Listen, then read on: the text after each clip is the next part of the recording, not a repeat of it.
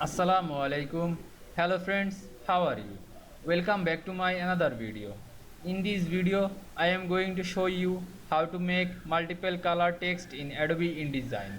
Let's get started. At first, you have to open your Adobe InDesign software. Then open your document or create your document. Now you can see here are my document.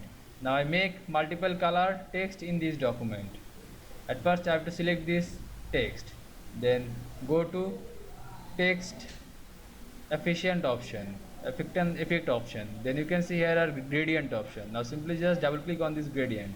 Now you can see here are gradient stop. Now I select this first stop, then go to text fill option. Now select your color, then again create control plus alt to create a new stop, then select this stop, then go to color option and find your another color, then press ok.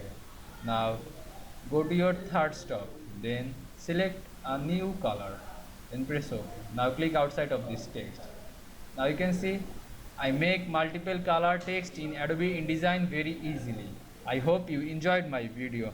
Please like, comment, share and subscribe my channel. Thanks for watching.